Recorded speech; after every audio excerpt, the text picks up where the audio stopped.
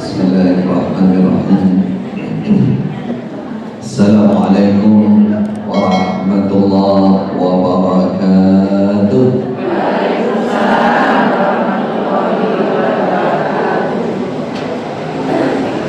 Alhamdulillahilladzi wahdahu la syarika lahu wa ashhadu an la ilaha illallah wahdahu la syarika lahu wa asyhadu anna nabiyyana Muhammadan abduhu wa rasuluh man la nabiyya ba'dah sallallahu wa baraka wa sallama alaihi wa ala alihi wa sahbihi wa man ihtada bihadyihi wastanna bisunnatihi ila yaumil ma'ad wa sallama tasliman katsira. Ibu-ibu majelis ta'lim kurma asal kata dari karimah, artinya mulia. Semoga kita semua yang ada di majelis ini dimuliakan oleh Allah Subhanahu wa ta'ala. Kemuliaan yang akan diberikan oleh Allah tidak diratakan kepada semua orang dengan tanpa perselisihan atau tanpa perbedaan. Kemuliaan itu didapat dengan beberapa hal. Yang pertama, karena kita menjadi hamba yang pandai bersyukur pada Allah Subhanahu wa ta'ala. Kemuliaan didapat di dunia sampai di akhirat.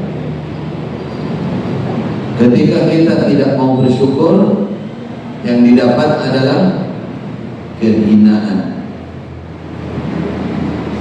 Hina dunia dan akhirat. Walaupun kata manusia dia mulia.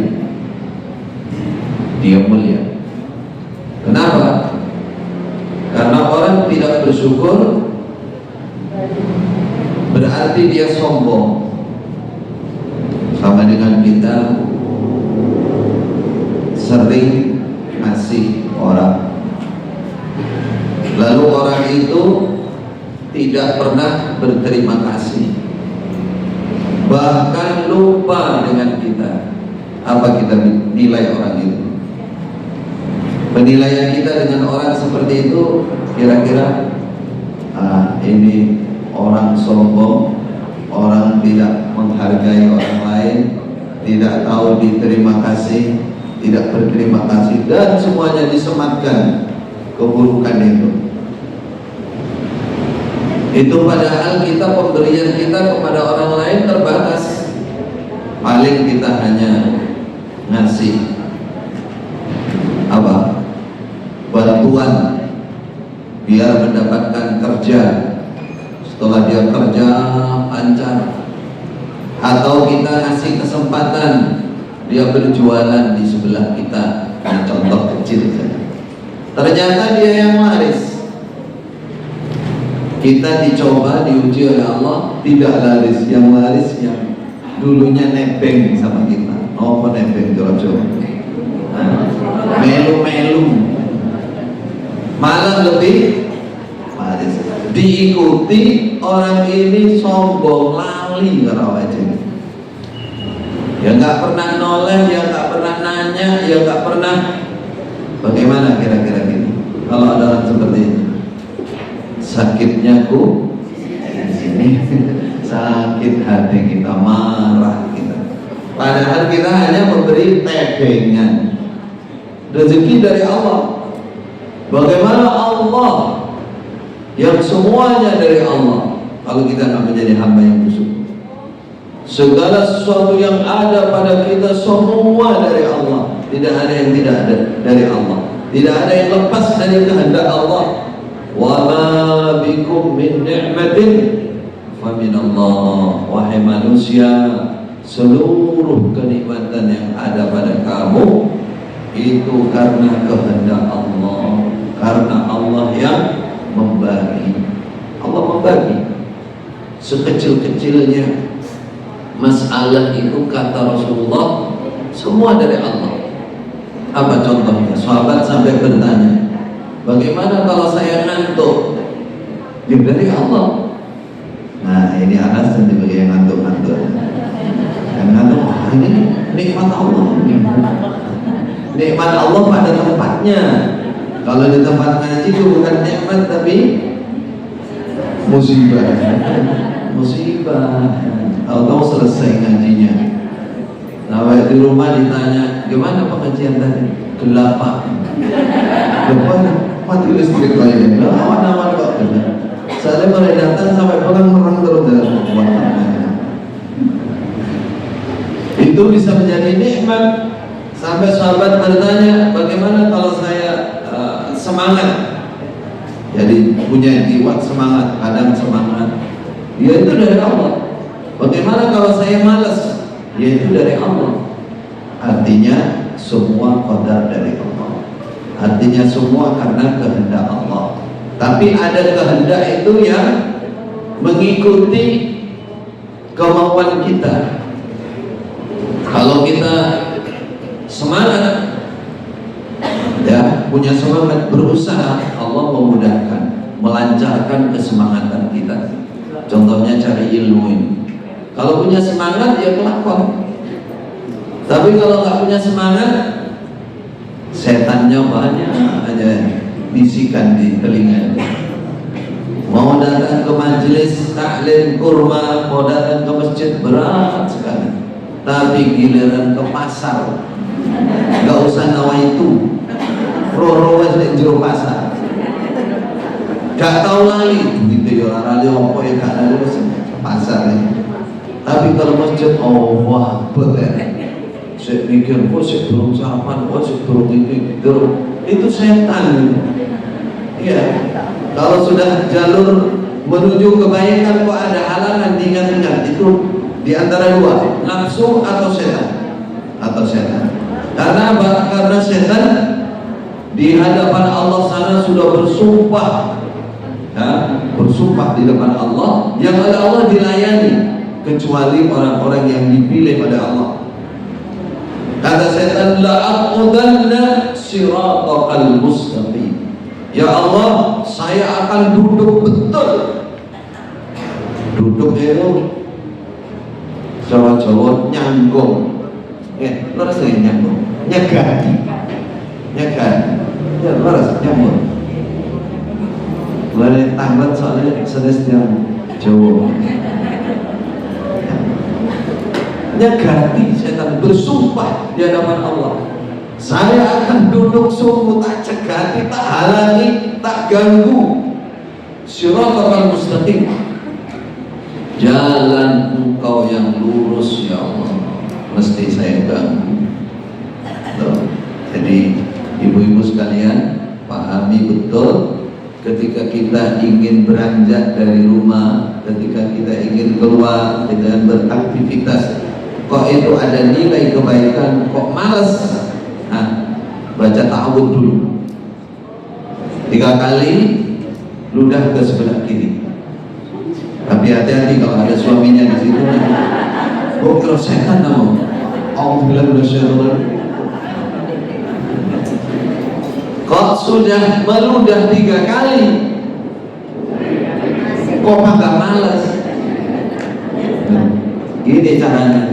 Lihat badannya, atau ngaca, kira-kira aku sing setan. Jangan-jangan saya, mereka kan minal jinnati wanas loh. Sudah dirinya malas, orang lain yuk dalam warayu. Lagi enak, opo yuk, malah mengalui orang lain. Nah, berarti kan setan tenan ini. Minal jinnati wanas. Jadi ibu-ibu sekalian, jadilah hamba Allah yang bersyukur. Ingat, dimuliakan oleh Allah. Kenapa? Karena orang tidak pandai bersyukur, sengaja tidak bersyukur, masih di dunia dia sudah diancam siksa. Wala in kafartum inna adabi lasyadid, kata Allah. In tashkuru yardahu lakum. Kalau kalian mau bersyukur, Allah mencintai kalian, menyayangi kalian. Tidak mungkin Allah membiarkan kalian.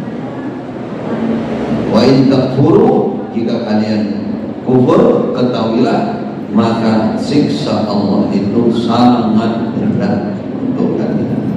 Jangan dipikir siksa itu di akhirat saja. Tidak. Orang kalau banyak maksiat, kadang-kadang siksanya didatangkan di dunia. Sebagian kecil. Kalau untuk orang kafir itu siksa benar. Kalau untuk orang iman memang itu bagian dari menghapus dosa. Tapi masa kita kepingin disiksa oleh Allah di dunia untuk menghapus dosa? Kan tidak. Insya Allah tidak ada yang kita ingin deblek, ingin susah. Ya, tak apa-apa kalau maksiat nanti disiksa Allah di dunia. Itu sebagian dari siksa Allah. Itu sebagai peringatan bagi orang beriman. Maka ibu-ibu sekalian, jadilah kita hamba yang bersyukur. Bagaimana bersyukur? Bersyukur hatinya selalu memuji Allah. Alhamdulillah ya Allah, saya sehat. Alhamdulillah ya Allah, saya habis makan bisa kenyang. Bukan habis makan toh, iso wareg itu ya nikmat. Lah ana wong mangan gak iso wareg. Lah mana gak rampung-rampung. Ya. Ada orang makan sedikit kewaregen. Jadi kan gak normal. Makan kenyang normal. Itu contoh kenikmatan kecil. Ada kenikmatan besar, yaitu nikmat hidayah, nikmat iman, nikmat takwa, nikmat akhirat, bahasa nikmat ukhrawi. Ya, seperti ini kita ngaji ini nikmat akhirat. Berapa kali dalam sebulan jenengan ada kumpulan arisan, kumpulan apa mana ya? Jadi itu banyak kumpul. Terus berapa kali kumpul ngaji? Nah, yang dunia berapa kali, yang akhirat berapa kali? Jadi kurma berapa kali? Seminggu sekali. Alhamdulillah. Semangat ini termasuk nikmat akhirat. Kali ini pagi ini kita judulnya apa katanya? Permintaannya berkah majelis taklim. Wah, kalau bicara berkah majelis taklim sangat luas bahasannya. Karena majelis itu tempat, taklim itu apa? Belajar ilmu agama. Kadang mindset atau pemikiran kita yang salah, terutama para ibu-ibu, apa? Yangti, sebagian yangti, sebagian jangan tersinggung. Saya itu juga sudah kaget kadang-kadang dipanggil Bakom gitu dulu. Bakom. Tapi saya haluskan cucu saya bilang jangan panggil Mbak, jangan panggil kakek, panggil saya Jati. Jati itu bahasa Arab, jadi kodwai.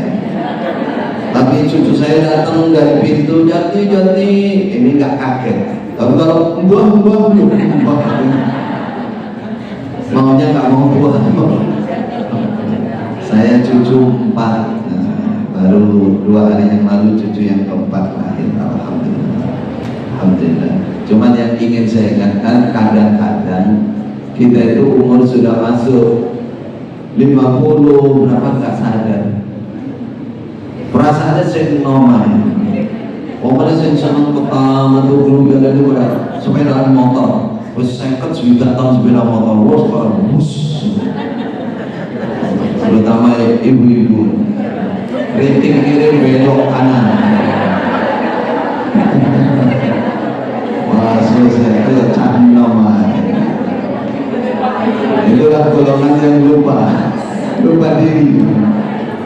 Yang mau saya ingatkan di sini, ya, sebagaimana Rasulullah SAW mengingatkan, ingat umur kamu berapa. Kalau mau dilanjut, tinggal berapa. Nah, itu dia. Kalau sudah tinggal berapa itu udah maka redeknya itu jangan dibiarkan redek tok, persiapan. Majelis taklim itu majelis yang terbaik. Jadi nggak ada di dunia di atas majelis taklim. Bagaimana tidak? Kita keluar dari rumah saja, apalagi tempatnya di masjid. Masjid apa ini? Kayaknya baru. Maksudnya supaya ingat Masjid Al-Ikhlas misalnya. Baru melangkah, satu langkah, satu kebaikan. Satu langkah diampuni dosa. Pinten jangkah itu. Oh, sepeda. Berarti langkahnya sepeda motor. Saubengannya satu putaran bareng. Masuk bayian terlalu ya, bukan putaran. Satu putaran, satu kebaikan. Satu putaran, satu diampuni dosa. Baru jalan. Beda dengan ke pasar. Jangan tersinggung yang sering ke pasar. Macam pekerjaannya di pasar. Kata Rasulullah, pasar itu sejelek-jeleknya tempat di muka bumi. Loh kok diparani terus? Makanya ada doa masuk pasar. Karena kata Rasulullah, asyraful biqa fil ardi al-masajid. Yang paling baik di tempat di muka bumi ini masjid. Allah asyarul biqa, sejelek-jelek tempat as-suq, pasar. Kata yang senang ke pasar, senajan pasarnya pada sebelah AC kok waduh. Aku nih awan-awan mesti ngoror, muat marah nih, kok marah nih AC. Soalnya kepanasan itu. Ya tetap, pokoknya pasar itu seburuk-buruknya tempat. Makanya kalau nggak ada kebutuhan yang betul-betul dibutuhkan, jangan ke pantun. Iya, aku jangan boleh perbandingan, bendino perbandingan harga, konoane diskon orang, konoane gratisan orang, konoane hadiah orang. Masjid, ibu-ibu sekalian, longgarkan, sempatkan, apalagi menuju ilmu. Jangan memiliki niatnya batas nomor, batas ilmu apa batas nomor dia ilmu. Orang mobil ngomah yo wae. Nek niki dengan kula nggih kuatah. Niki kurma niki. Produk dari ini apa? Kebetulan saja namanya kurma. Kalau kita ke masjid cari ilmu, baru melangkah satu tadi, itu sudah pahala. Lalu ada jaminan surga di sini. Kata Rasulullah Sallallahu Alaihi Wasallam, sinten sing hafal tadi? Nek maknanya insya Allah semua hafal. Man salaka tariqan yaltamisu fihi ilman, sahalallahu lahu tariqan ilal jannah. Siapa yang berjalan di sebuah jalan, berarti nek berjalan di sebuah jalan kan dia nopo melapak, nopo melaku, nopo keluar rumah, melewati jalan. Yaltamisu fihi ilman, dia niat mencari ilmu. sahhalallahu lahu, maka Allah memudahkan untuk dia tariqan ilal jannah, jalan menuju surga. Masya Allah, jalan menuju surga. Jenengan lewat ada tanda panah, arahnya kemana? Tulisannya Jalan Imam Benjol nomor Imam Benjol nomor sekian, Jalan Hos Cokro Aminoto, jalan ini, jalan ini. Kalau di tol sana Surabaya, Jakarta, ini ada enggak jalan tulis besar jalan surga menuju surga? Keren lagi, keren tahu betul. Nah, jalan yang begitu itu, setiap kita jalan menuju ilmu itu, malaikatnya kalau itu berjalan, tulisannya jalan menuju surga. Kita aja yang nggak ngelihat, betul-betul tinggal itu kata berangkat dari rumah, jalan tulisan jalan menuju surga nggak ketemu. Nah, memang kita nggak melihat malaikat. Ada yang mau lihat malaikat?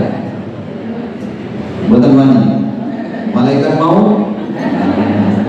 Kawan, itu ibarat malaikat mengumumkan jalanmu menuju surga ini.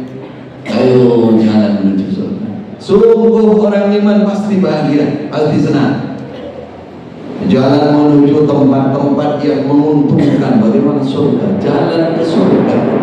Orang yang masuk, bahkan dalam riwayat lain, orang yang masuk jalan menuju ilmu itu ibarat Rasulullah, bahasa Rasulullah, kebun surga. Dan kita sudah jalan di taman-taman surga. Masya Allah. Hanya keimanan, keyakinan yang bisa menguatkan hati kita, merasa bangga, merasa senang kalau kita menuju jalan ilmu. Ya, itu memang harus ditanamkan. Seperti saya sebagai dai, sebagai ustaz seperti ini, kalau nggak ngiling-ngiling dalil itu, kadang-kadang nggak ada bedanya. Kadang-kadang malas yang muncul, ya. Tapi kalau ingat dalil, ingat firman Allah, ingat sabda Nabi, masya Allah, nikmat perjalanan. Kalau sudah menuju ilmu itu, ya, tidak ada yang berat rasanya, karena kita jalan menuju surga, dimudahkan jalan menuju surga. Ada seorang, mungkin mudah-mudahan saya belum pernah cerita di sini. Ada seorang ibu punya anak dua. Yang satu pencari ilmu, yang satu kerja. Diuji oleh Allah, yang mencari ilmu ini sudah hafal Quran. Ini kejadian kisah nyata di kawasan Damaskus, Syria. Damaskus, Syria. Ini kisah nyata. Ketika yang satu hafal Quran ini meninggal, ujian untuk ibu ini masih muda, dibawalah ke kuburan. Terus nih, mau mati dibawa ke kuburan. Maksudnya dibawa di pasar. Dan semua pasti dibawa kuburan kalau sudah mati. Didampingi oleh kurang lebih 6 orang, digotong kuburan di bawah. Ibunya ikut karena nggak sampai hati,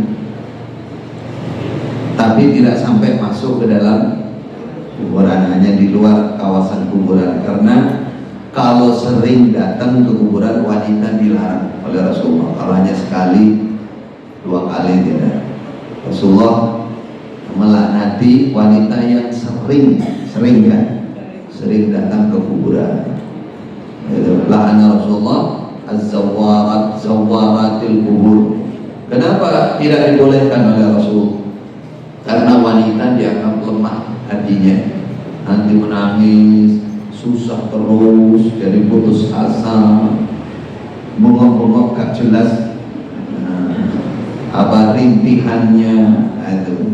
Ya, oleh Rasulullah ditutup jalan. Kalau sekali, 2 kali masih dibolehkan, terutama keluarga dekat, mungkin seperti Sayyidah Aisyah dulu dari Madinah, saudaranya meninggal di Mekah, saudaranya Abdurrahman meninggal di Mekah. Beliau tidak sampai mendapati takziah di rumah, sudah dikubur. Sayyidah Aisyah datang ke kuburannya sekali itu karena saudaranya sendiri. Ibu ini ngantar sampai di kuburan, lalu diterima oleh tukang kuburan, penggali kubur, namanya Abdurrahman. Tukang gali kubur.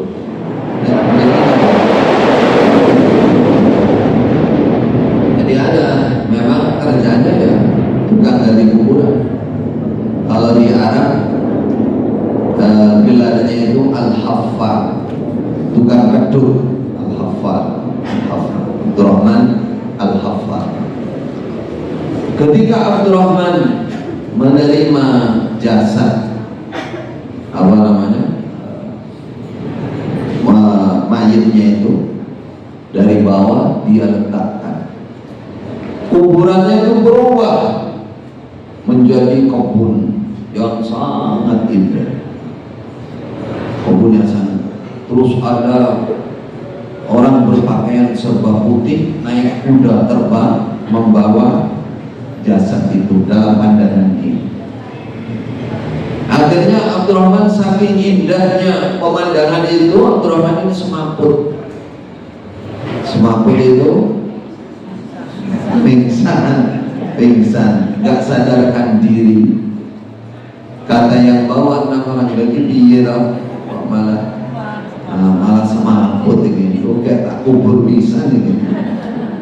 Akhirnya dia tuh nggak sadar diangkat, dinaikkan yang kali kubur. Lalu di sebelahnya kuburan 6 orang untuk kuburan. Setelah selesai dikubur, beserta siuman yang ini ditinggal mereka. Lalu pada kemana ini orang-orang? Dia penasaran ada apa. Akhirnya dia lupakan kejadian itu, Abdurrahman. Setelah itu kurang lebih 6 bulan kemudian datang lagi rombongan seperti itu. Ibu itu bawa anak lagi. Nah, dan kebetulan Abdurrahman ini lagi ya yang menerima. Abdurrahman sudah awalnya nggak pakai eling, artinya setelah dia terima mayat itu, dia letakkan. Kejadian seperti 6 bulan yang lalu. Indah jadi kebun. Memang kata Rasulullah dalam hadis sahih disebutkan, kalau orang iman itu nanti kuburannya akan menjadi raudhatun min riyadil jannah, serasa kebun dari kebun-kebun surga. Kalau orang kafir, orang munafik, orang fasik, 3, kafir, munafik, fasik. Fasik ini orang iman, orang Islam, tapi hidupnya penuh dengan dosa-dosa, namanya fasik. Apa yang terjadi? Kuburannya bisa berubah menjadi kufratun min kufarinat, menjadi kubangan api, jadi namanya panas. Waliyadzubillah. Kali ini Abdurrahman ini tidak semaput ya, sudah pengalaman yang pertama. Nggak, memang kodarnya dia menahan diri, nggak sadar semua. Dia lihat kejadian itu sampai selesai penguburan, seakan masih di depan mata. Dia penasaran, dia tanya sama 6 orang, sebenarnya siapa? Bukankah kalian ini yang bawa jenazah 6 bulan yang lalu? Iya. Ini siapa ini? Jenazah yang lalu siapa? Ini siapa? Kalau ada yang ingin tahu, tanya ibu itu. Ibu itu yang di pinggir kuburan, tanya ibu. Yang lari Abdurrahman dapat ibu, demi Allah ibu jangan pergi. Orang Arab kalau sudah demi Allah itu udah melayani orang Arab. Kalau orang sini demi Allah lapo sumpah barang. Nanti padahal itu syariat Islam. Dalam Islam itu siapa yang minta dengan bersumpah demi Allah harus dikasih. Dalam Islam ayatnya ayat pertama surah An-Nisa, wattaqullaha alladzi tasaaluna bihi wal arham Takutlah kepada Allah. Kalau ada orang minta dengan demi Allah, harus dilayani. Kalau kita punya, kalau nggak punya ya layani. Nanti kalau di Arab sana begitu, orang minta itu mana, wallahi as'alullah, demi Allah aku minta, sabar. Itu harus kita kasih. Adatnya begitu, syariatnya begitu. Kalau kita mampu, demi Allah jangan pulang sampai menjelaskan betul siapa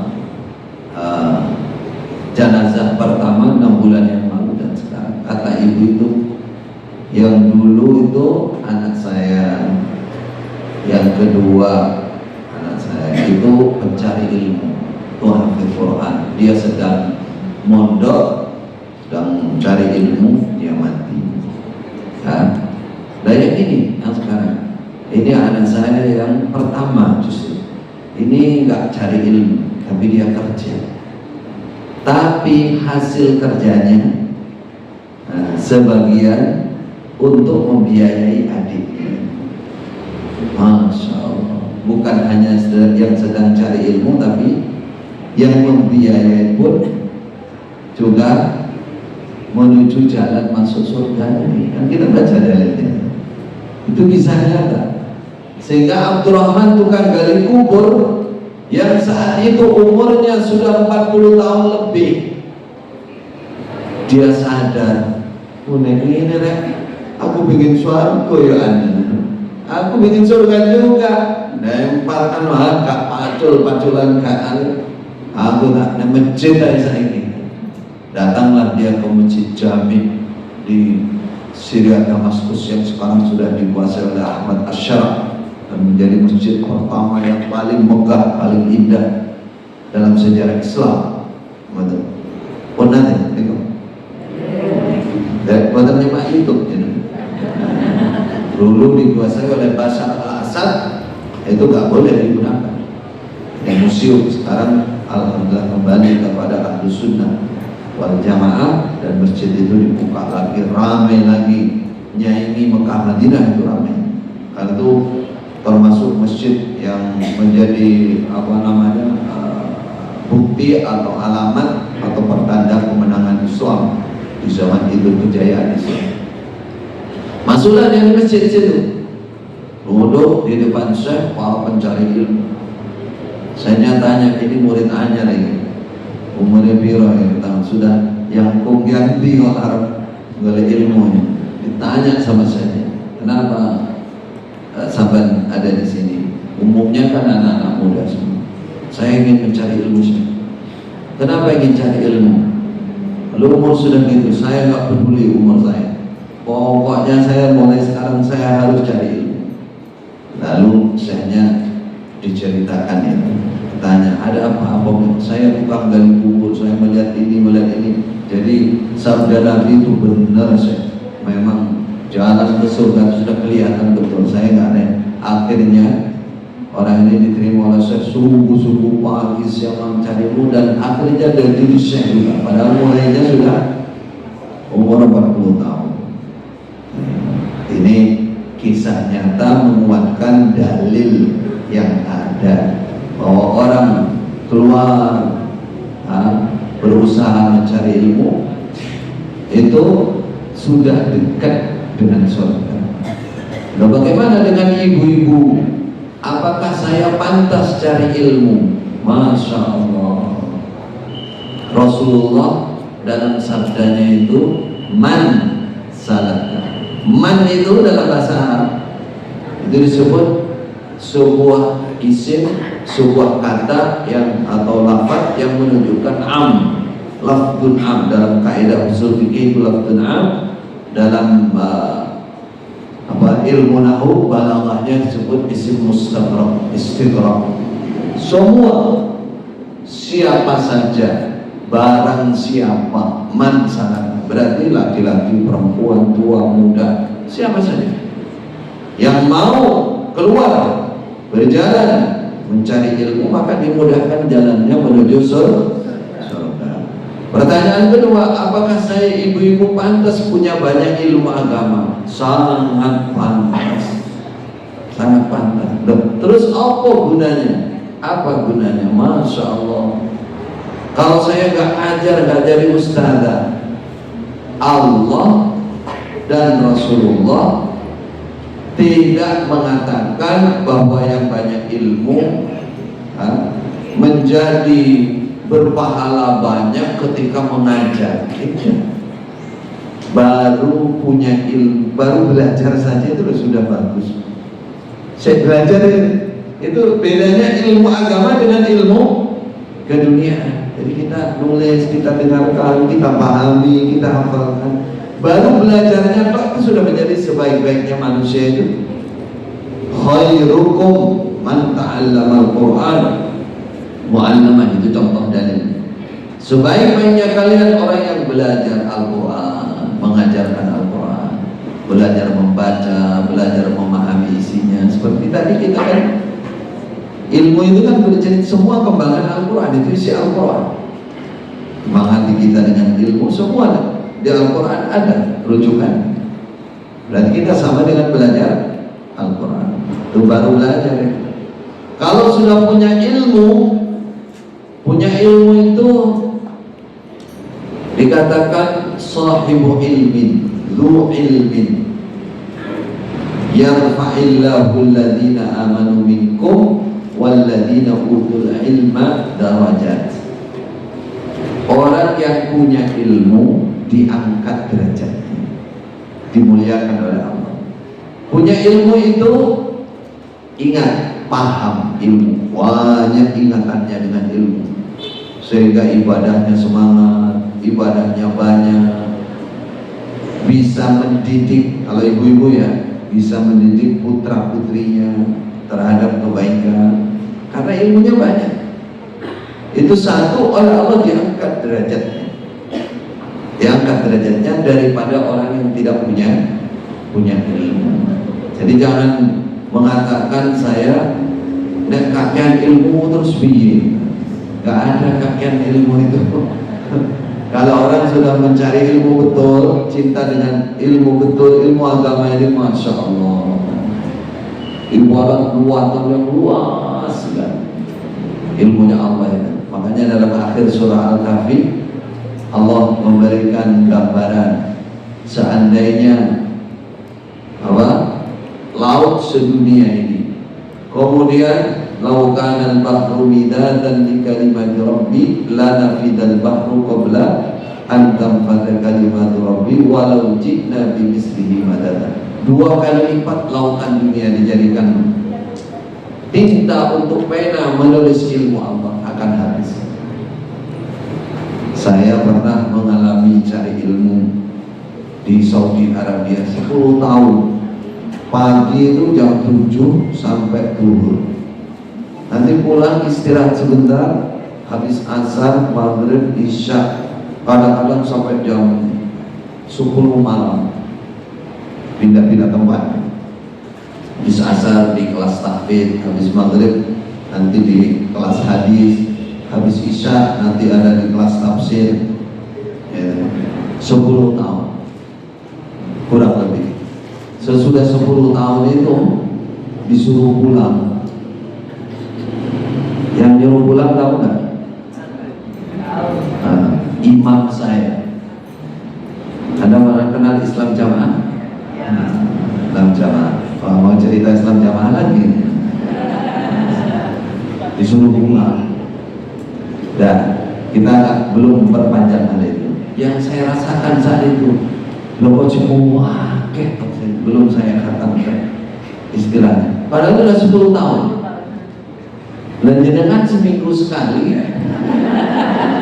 Saya nggak meremehkan, saya sedang memotivasi. Berarti sebulan 4 kali. Seminggu sekali 1 jam. Ngantuk berat kerana 1 jam berarti 1 bulan 4 jam lah. 4 jam. Itu pada 3 bulan. Dan kok bilang pakai ilmu aku, ilmu Allah masih luas sekali. Jadi senanglah, hobilah datang kepada majelis ilmu. Soalnya lagi melangkah, baru belajar, baru kita ingat ilmu, angkat derajatnya ke Allah. Ingat satu dan dalam pertemuan ini satu ilmu ingat, dua ilmu ingat bukan ditulis saja. Ingat dengan ilmu jadi berbuah pengamalan itu jadi naik satu derajat. Nah, ketika berkumpul seperti apa pahalanya? Masya Allah, perkumpulan kita ini termasuk apa tadi? Sebaik-baiknya tempat, sebaik-baiknya perkumpulan. Apa kata Rasulullah Sallallahu Alaihi Wasallam? Majtama'a qaumun fi baitin min buyutillah, tidaklah berkumpul suatu golongan di sebuah masjid dari masjid-masjidnya Allah. Nah, coba masjid ini dikatakan Baitullah, omai Gusti Allah. Jangan yang diundang ke istana omai Pak Prabowo. Nah, kira-kira seneng betul? Bukan gitu. Saya lapor orang tapi umumnya orang itu umumnya kita bayangkan tuh masuk istananya presiden tuh kebanggaan luar biasa. Atau malah bukan presiden masuk di tempat yang indah, yang bagus, dan ke tempat ini pun tinggi sih itu senangnya bukan main di tempat indah yang bagus, yang seger ini. Tapi itu kan rumahnya manusia. Masjid ini senajan yang tadi ini. Kata mana kok pada kan? Ya ini masjid ini banyak tuh alhamdulillah. Semoga kapan-kapan dibangun yang lebih bagus lagi. Insyaallah. Amin. Itu apa faedahnya atau apa kemanfaatan? Satu, la yasqa jalisu. Sampai orang datang ke masjid lungguh tok gitu. Ramah, tapi niatnya memang lillah, ingin keutamaan masjid. Kalau di situ ada orang zikir, kumanan ganjarannya wong zikir. Kumanan itu ya orang utuh jenenge kumanan. Tapi kalau lumayan, ya, duduknya kok ya. Tapi jangan dilanjutkan, nek karo ngantuk. Repot ini jawabannya sekarang ngantuk karo tuh. Duduk saja niatnya, dan itu kata Rasulullah la yasqa jalisun, tidak akan celaka teman duduk orang-orang yang sedang berzikir, sedang cari ilmu, tidak akan celaka. Artinya beruntung ya. Bagaimana yang betul-betul datang mencari ilmu, berzikir, yatluna kitab Allah wa yatadarasunahu, mereka membaca kitab Allah, mereka mempelajari isinya. Lagi termasuk pelajari isinya ilmu ini. Bainahum fima bainahum illa nazalat alaihimus sakinah. Satu, diturunkan as-sakinah, ketenangan. Wah, tenang aku langsung pokoknya. Aku lungguh ngaji, sakinah, ketenangan datang. Pingin roh bukti nih kantor. As-sakinah itu ketenangan jiwa. Siapa yang sering oleh Allah diberi ketenangan jiwa.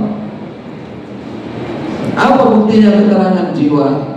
Ya, sampai punya masalah dalam kehidupan pun yang berat sekalipun dia mampu menghadapi masalah itu. Tapi kaidah ketenangan itu, as-sakinah, tenangnya hati itu memang tidak bermasalah. Umpama ada masalah, selesai. Tapi ulama menambahkan, umpama punya masalah, sebesar apapun masalah dia, kalau hati sudah memiliki namanya sakinah, dia akan tenang, diberikan ketenangan Allah menghadapi permasalahan. Tapi secara umum oleh Allah, masalah yang berkaitan memberatkan hati itu akan dihilangkan. Nazarat alaihimus sakinah wa ghasyiyatuhumur rahmah. Kedua, dia akan diselimuti, akan dibasahi. Nah, kelas tenang itu nopo cocok? Kembelon nopo kelomo? Ya Allah dengan rahmat Allah.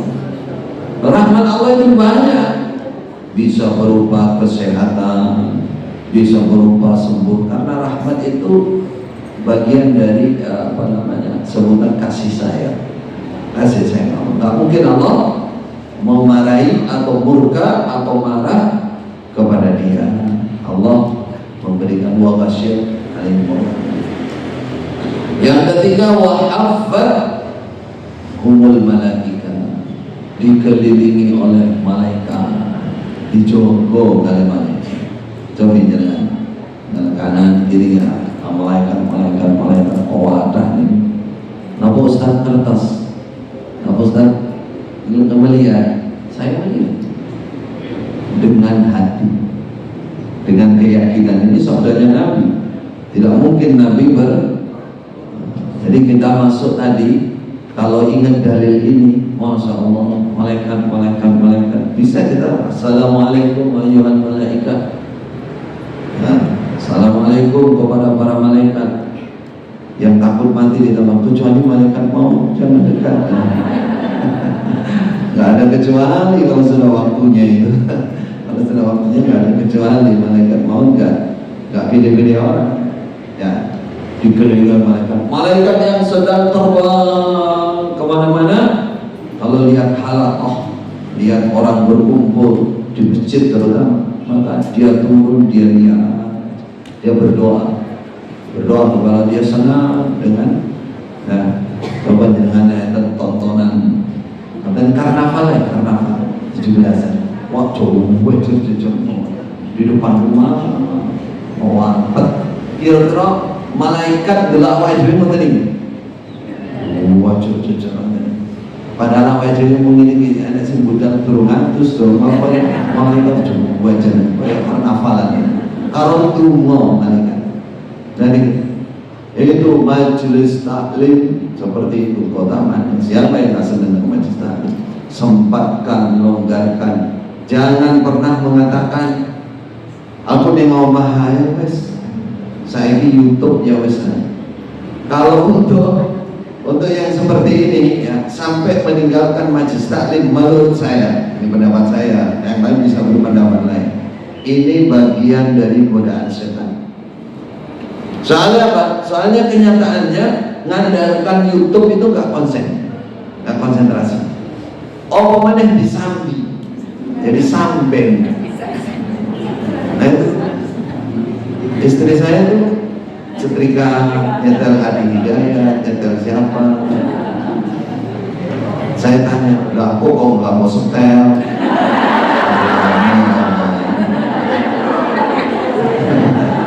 Dan saya tanya gitu, setiap kajian saya mesti disetel.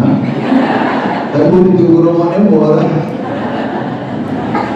Tapi saya nggak cemburu kalau itu kebaikan semua. Artinya disambi itu nggak beda dengan ya, tapi itu tetap baik, itu tambahan. Cuman jadikan yang pokok itu datang ke majelis ilmu, karena dalilnya begitu. Ada dalil yang siapa yang pegang HP terus wasiat seperti ini, dikelilingi oleh malaikat. Iya, malaikat maut itu masih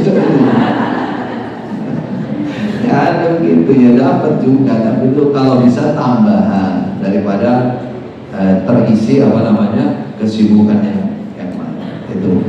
Jadi semangatlah datang di majelis sebagai penutup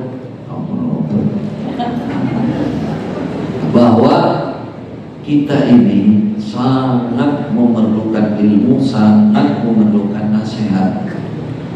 Biasanya konsentrasinya kalau di majelis ilmu. Itu. Wa dzakir fa inna dzikra tanfa'ul mu'minin. Ingatkan Muhammad, sungguhnya peringatan itu manfaat bagi orang beriman. Manfaat. Kita dapatnya di majelis ilmu. Apalagi datang dengan keikhlasan, biasa terus iling terus oleh Allah diberikan berkah seperti itu, namanya berkah ilmu. Berkah ilmu. Kalau yang didapat dari tempat yang kadang nggak ingat 1 jam 2 jam, tapi di majelis ilmu agar Allah memberkahi dengan keikhlasan kita ya. Karena rahmat tadi, rahmat Allah. Nah kita memerlukan, kita manusia yang lemah, banyak lupa. Manusia itu banyak lupa. Kalau mau ingat, coba bapak kita yang pertama, Nabi Adam, sudah ditempatkan di surga yang sangat indah, tidak ada yang keindahan yang lebih dari itu. Sudah dibebaskan di surga, nggak usah kerja sampai sekarang, mangan turu menikmati kehidupan di surga. Wa kula min dan haitsu syi'tum, mangan usah makan minum, kamu hidup bebas enak di surga. Larangannya hanya satu, larangan di situ Pak. Terus musuhnya ditunjukkan, coba musuhnya ditunjukkan, dan jumlahnya hanya satu. Musuhnya Nabi Adam satu, iblis saja. Terus godaannya hanya satu, coba satu semua. Larangannya satu, musuhnya yang akan menggoda menyesatkan satu. Apa tadi? Ya, godaannya ya hanya satu, Kata iblis, kata Allah, jangan kamu dekati Tuhan ini, dekat saja jangan. Kata iblis, dekati dan kan jelas kemarin godaannya terus benar di musuhku ini jelas. Dan Allah sudah mengingatkan, kalau kamu sampai makan, kamu dikeluarkan dari surga ini. Iblis apa katanya? Enggak, kalau kamu makan, kamu akan jadi raja selamanya. Surat Taha. Di Quran dikisahkan di beberapa tempat. Hal adulluka ala sajaratil mulki, ala sajaratil khuldi wa mulkin la yabla. Adam, mau enggak saya tunjukkan pohon yang membuat kamu khuldi, kekal. Wa mulkin la yabla, mulkin kerajaan la yabla, tidak akan pernah habis. Coba. Pertanyaannya, berhasil apa tidak? Berhasil. Betapa lemahnya manusia. Nabi Adam aja musuhnya satu, godanya satu. Jelas ancamannya kesengsaraan yang akan dilempar ke dunia, dibuat ke dunia, akan sengsara di dunia. Sengsara kita di dunia daripada surga. Berhasil itu. Nah sekarang kita anak Adam, musuhnya berapa? Banyak. Iblis ketok sembuh dia. Iblis ketok si orang ketok. Larangannya banyak juga. Larangan agama, peraturannya banyak. Berarti potensi kita lupa, kita lalai itu besar. Disinilah pentingnya orang mencari ilmu, majelis ilmu, supaya kita selamat dunia. Kalau ibu-ibu, terutama wanita, punya banyak ilmu, dia bisa menyelamatkan generasi penerus umat. Jangan diremehkan, ya, karena bahasa ibu, pendidikan ibu itu ibarat rumah itu, jenengan yang bikin fondasi. Nah kalau ilmunya banyak, insya Allah fondasi kebaikan anak-anak kita itu terbangun dari kecil. Kadang bapaknya itu nggak paham, apalagi bapaknya nggak cari ilmu, maka ibu-ibu lebih tertuntut, lebih sungguh juga mencari ilmu. Paling tidak niatnya untuk menjaga dirinya, anak turunnya, supaya menjadi manusia-manusia yang terhormat di dunia dan akhirat. Semua para imam-imam, bahkan bisa katakan, kita ambil katakan semuanya, para imam yang mulia itu karena ibunya wanita-wanita ahli ibadah dan berilmu. Ada seorang bapak dan ibu di Masjidil Haram yang cerita, Syekh Masjidil Haram, Syekh Masjidil Haram dari polisi Masjidil Haram, polisi yang bagian jaga Hajar Aswad. Kisah penutup, tahan nama badan untuk diingat. Polisi Hajar Aswad itu ya polisi yang berdiri di Hajar Aswad itu, yang jaga Hajar Aswad. Pernah lihat angkat dolan? Kata polisi ini kepada saya, pertama kali, hari pertama saya bertugas, saya mendapati orang laki-laki nempel di sebelah saya di Multazam, antara Hajar Aswad dan pintu kapal Multazam. Istrinya di bawah yang jaga. Orangnya kali ini kok banyak orang sekali. Yang doa suaminya. Doanya buat terus saya kata. Sehingga saya itu hari pertama, kalau nangis terus doanya kencang sekali, ya Allah, berikanlah anugerahlah aku seorang putra, seorang anak, seorang terus begitu. Orang lain tetangga saya, teman saya, saudara punya anak semua, saya belum, saya terus. Pokoknya intinya adalah yang diminta. Sehingga orang ini yang polisi ini terngiang-ngiang. Oh, sampai apal, sampai apal wajahnya, apal dengan apa? Saking lamanya yang bagus. Nah, 18 tahun kemudian kata polisi ini, kok ada suara yang mirip suara itu lagi, mirip suara itu lagi, yang bengok-bengok mana, tapi isinya beda. Ya Allah, anak saya satu-satunya jenengan pateni mawon. Jenengan wis pokoke gimana elek Pak isinya. Dan sesuatu geblek anak saya tunggal ini. Dari mana punya anak tapi itu lebih baik tidak punya anak. Oh, nangis. Noleh yang polisinya. Loh, ini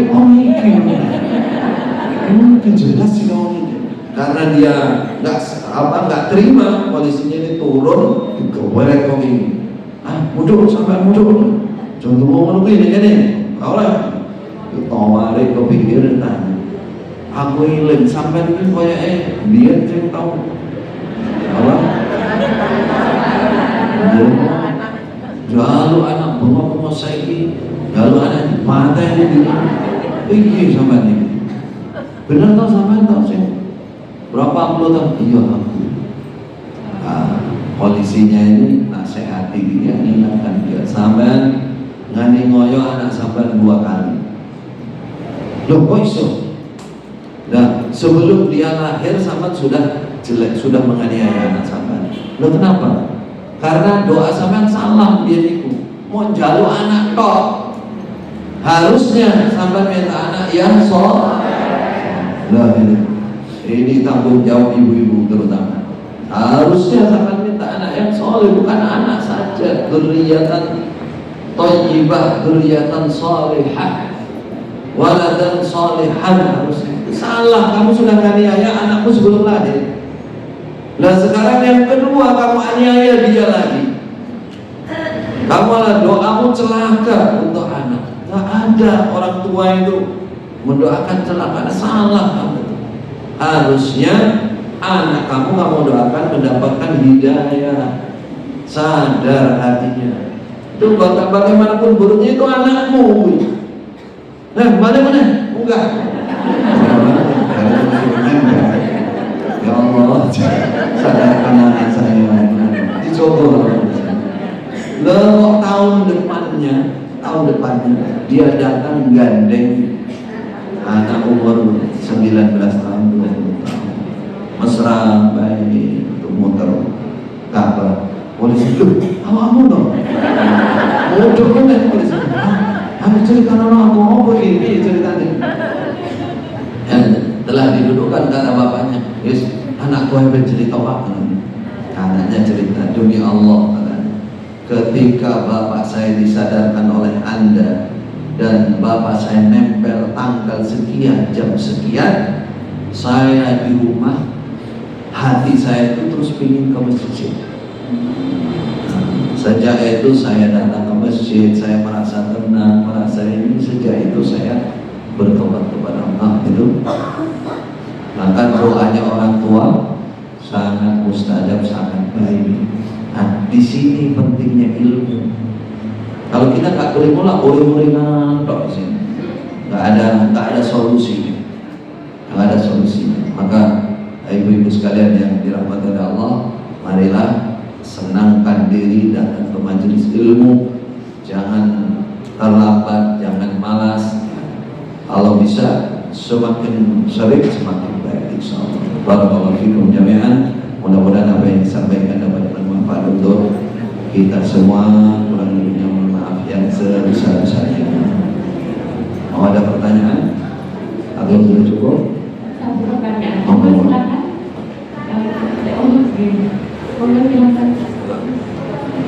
Silakan. Allah kasihkan mic-nya mungkin dikit. Oh, tidak ada.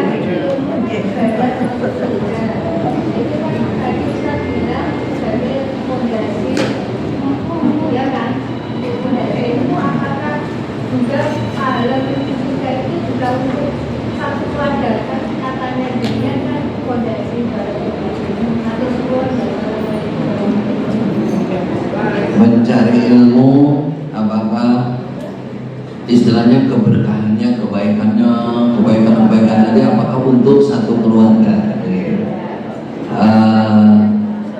Yang naskah dalilnya kalau mencari ilmu ya untuk dirinya. Adapun kemanfaatannya nanti kalau masuk surga, kalau sudah masuk surga, ya untuk semuanya, karena besok orang masuk surga kalau suaminya soleh, anaknya soleh itu akan ditarik, yang lemah itu akan ketarik oleh yang amalannya tinggi. Jadi kalau pahala ketika jangan keluar dari rumah yang disebutkan tadi ya khusus yang, tapi kalau sudah masuk surga kemanfaatannya untuk semuanya, karena anak yang lemah amalannya nanti bisa ditarik, bahkan orang tua yang lemah amalannya bisa ditarik. Ada kurang lebih 2 ayat dalam Al-Quran menjelaskan begitu, seperti doanya malaikat untuk mempersatukan keluarga yang muslim. Apa tadi yang macam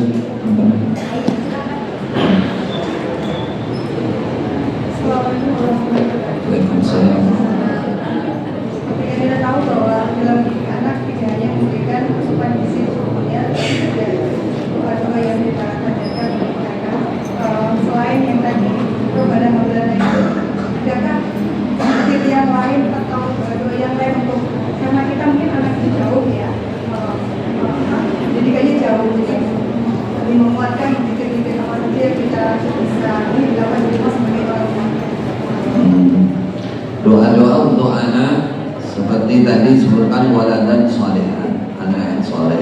Adakah zikir-zikir, doa-doa yang lain, terutama untuk anak yang jauh sedang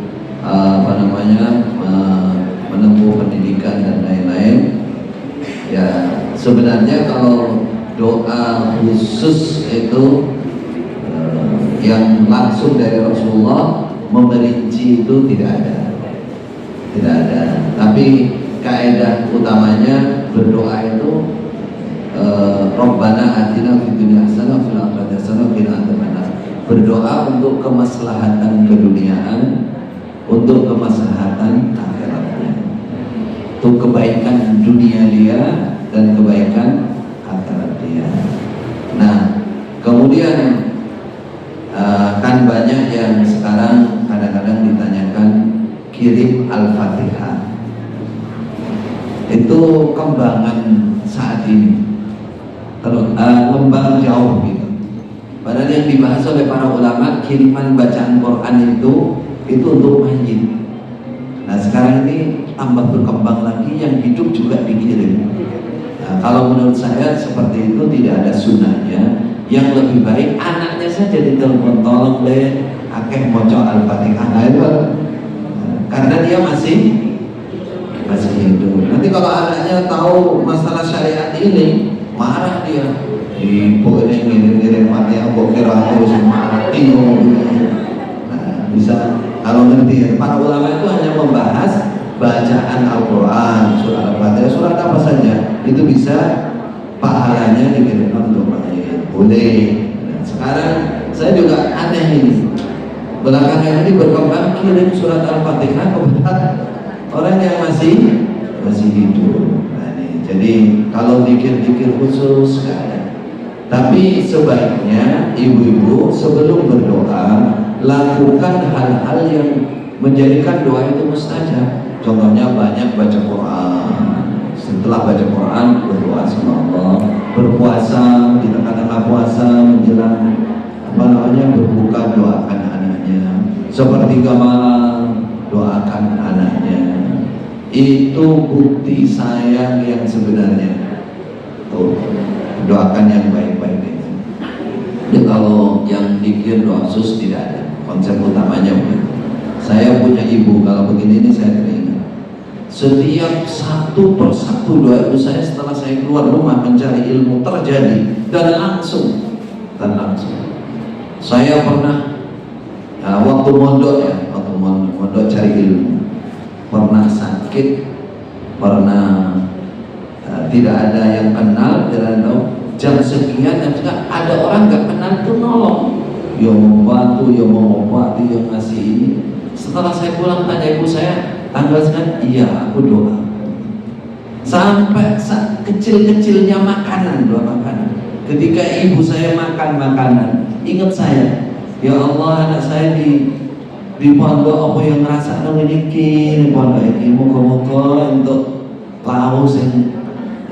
Dan di lama itu orang dapur itu ya detik itu juga, ya nggak ada dia datangi saya, Cilik, saya mondok itu masih 13 tahun, Cilik, saya mondoknya di situ. Dulu. Ini bikin mau itu. Padahal lainnya itu nggak ada yang dikasih. Itu setelah pulang kan cerita, aku pas makan. So tak tanya kejadian-kejadian yang aneh itu doa ibu, masya Allah, mustajab. Dalilnya begitu. Doa orang tua mustajab untuk anaknya, doa berjauhan mustajab. Apalagi waktu-waktu yang yakini. Itu saja kita mau anak-anak kita main game. Untuk memberikan pertanyaan kepada jemaah, nanti yang bisa dapat diberikan satu pertanyaan. Untuk yang ngasih sama nanti yang milih pertanyaan.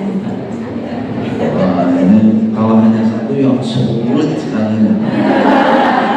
Apa sih namanya?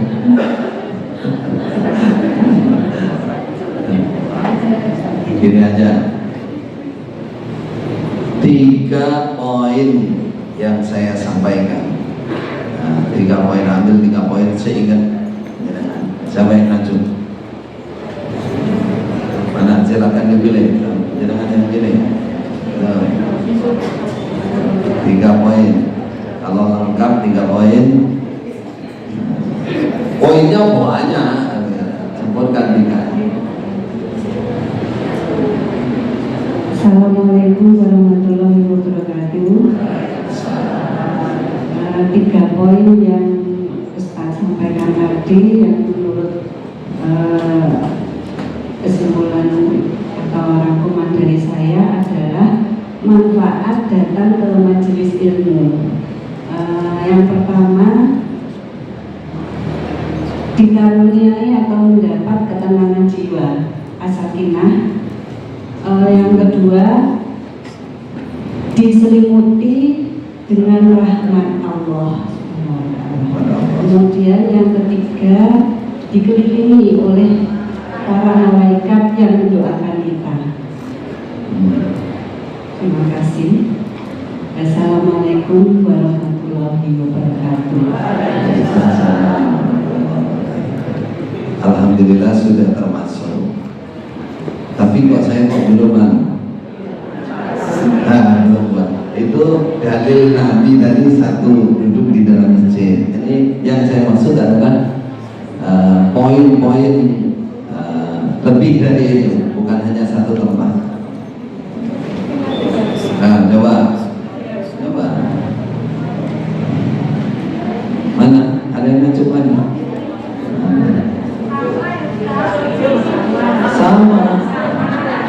Sama sok karo saya ingin yang lebih merangkum apa yang disampaikan tadi. Terima kasih. Saya akan berusaha menjawab rangkuman dari Pak Ustadz tadi dengan tema berkah majelis taklim. Yang pertama, bahwa majelis taklim itu adalah majelis yang terbaik di muka bumi, dan seburuk-buruk tempat di muka bumi adalah pasar. Nah, di dalam poin lain tadi, satu langkah akan diampuni dosa, satu langkah akan mendapat kebaikan-kebaikan, satu langkah jalan menuju ilmu, satu langkah jalan menuju surga.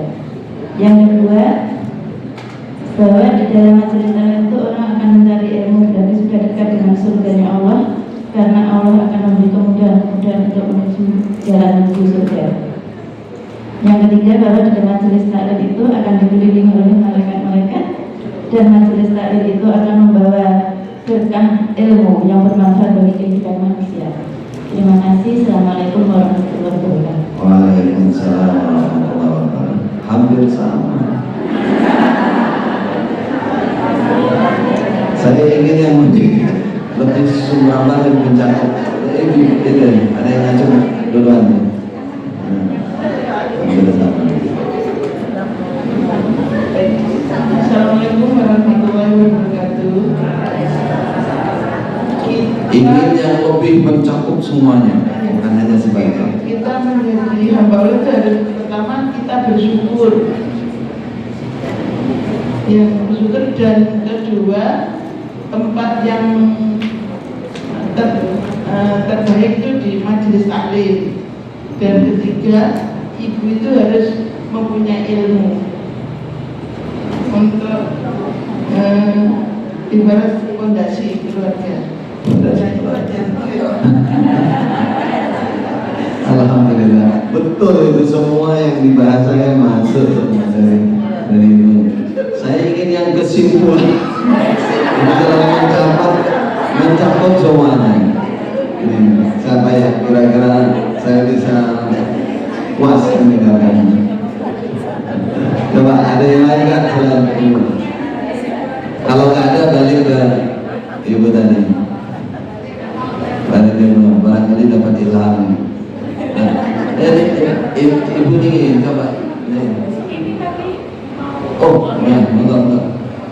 Nggak kelihatan, kan? Assalamualaikum warahmatullahi wabarakatuh. Waalaikumsalam.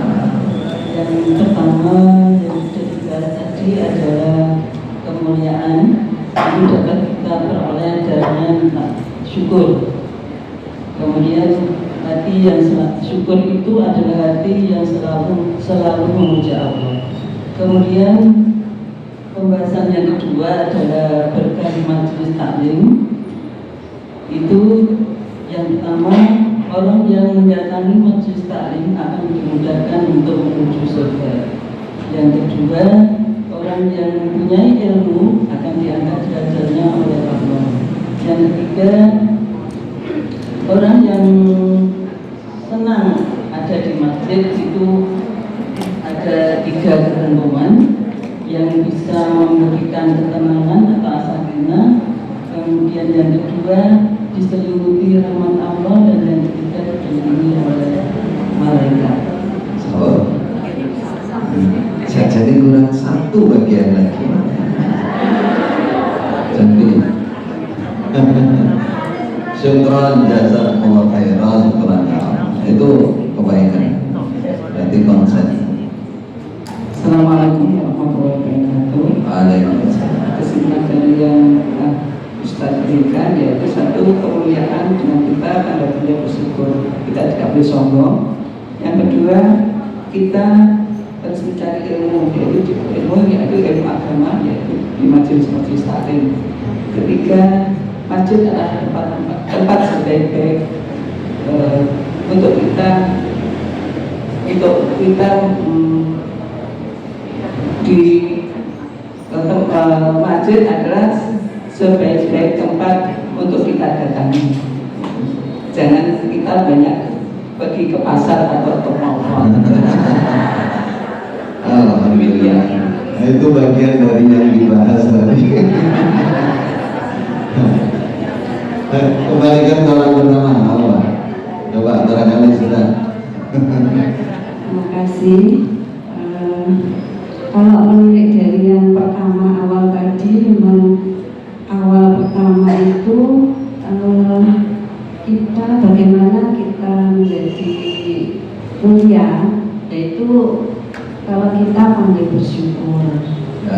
Salah satu satunya kalau kita mensyukuri nikmat Allah, salah satunya datang ke jalan menuju surga, yaitu ke majelis taklim. Karena manfaatnya yang pertama mendapat ketenangan jiwa, kemudian yang kedua diselimuti oleh rahmat Allah SWT, dan yang ketiga dikelilingi oleh para malaikat yang mendoakan kita. Jadi Kemudian bersyukur, pembuktian bersyukurnya salah satunya adalah semangat mendatangi majelis taklim. Baik. Kemudian kesimpulannya kenapa kok kita perlu datang ke majelis taklim? Karena salah satu jalan menuju surga, dan agar kita menjadi orang-orang yang bertakwa, ahli ibadah, dan selamat dunia akhirat. Sampai satu lagi yang belakangnya.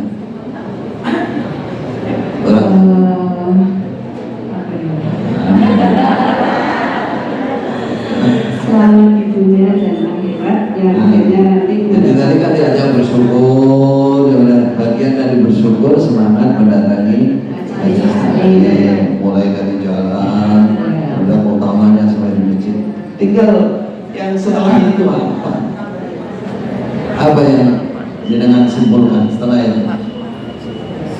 Yaitu mendatangi majelis taklim itu selain mendapat ilmu yang mendapat ilmu yang nantinya selain berguna untuk diri sendiri, juga untuk keluarga yang akhirnya nanti bisa bersama-sama menuju jannahnya Allah SWT.